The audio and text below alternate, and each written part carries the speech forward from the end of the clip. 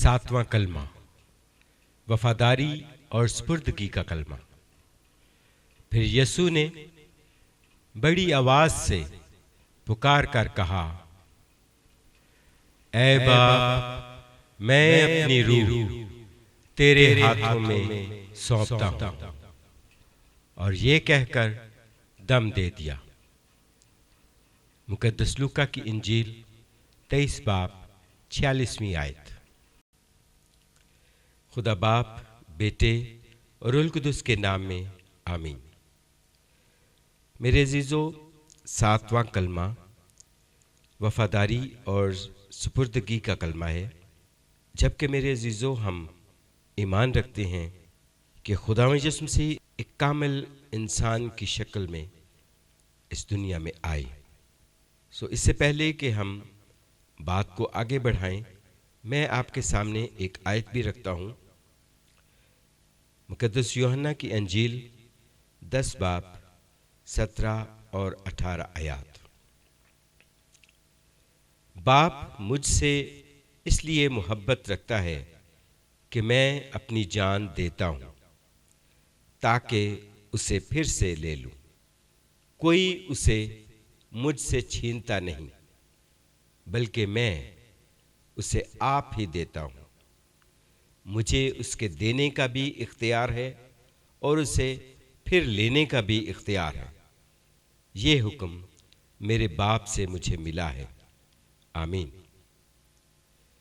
मेरे अजीजों, जब हम खुदावंद यीशु मसीह के मुतल्लक जिक्र करते हैं, जब हम उसके कामिल इंसान होने का जिक्र करते हैं, हम जानते हैं कि खुदावंद यीशु मसीह एक इंसान की शक्ल में इस दुनिया में आए।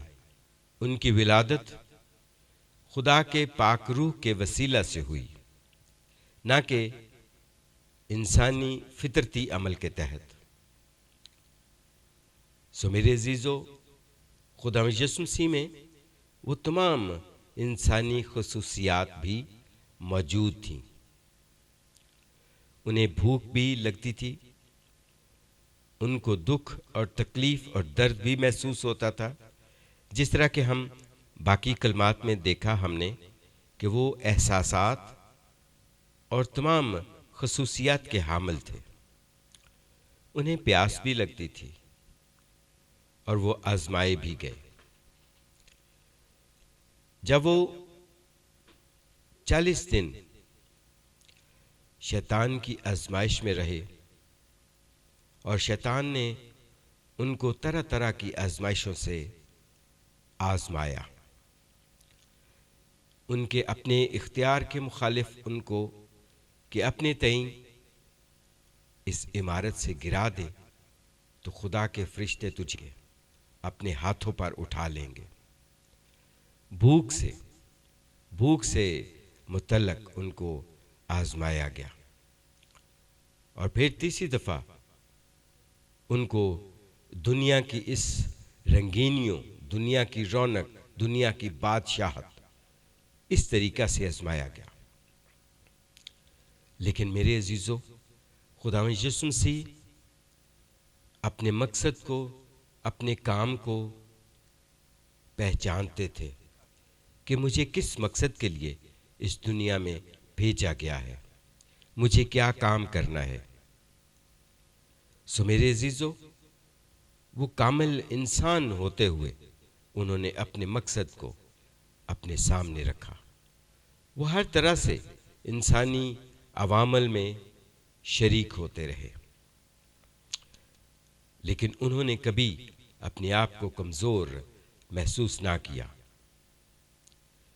मेरे अजीजों, वो जानते थे जो आयत मैंने आपके सामने रखी है उसके मुताबिक खुदावंद यीशु मसीह पर इंसानी कोशिश और इंसानी मज़ालम और इंसान की मर्जी के तहत उन पर मौत गालिब नहीं आ सकती थी।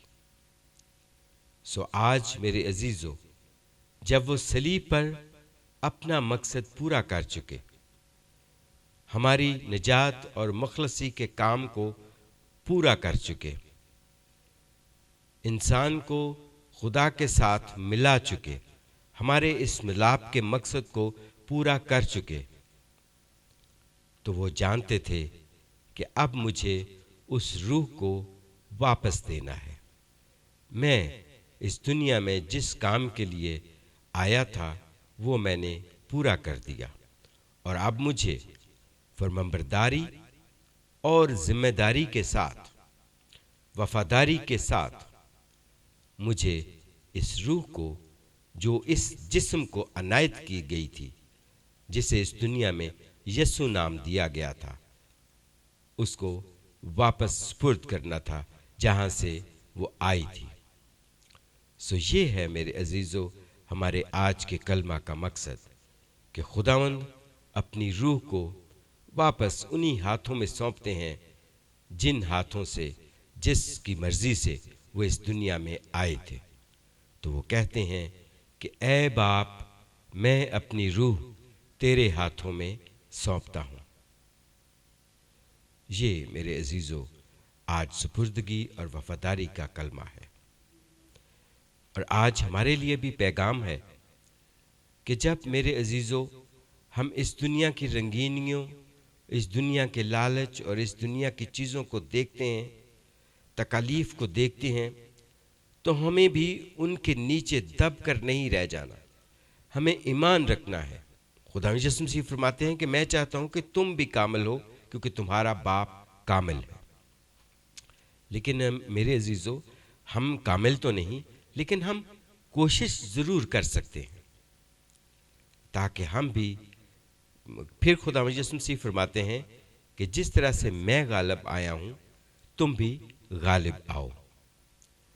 तब मेरे अजीज़ों हम भी खुदावंद से कह सकते हैं कि ऐ बाप, मैं अपनी रूह तेरे हाथों में सौंपता हूँ।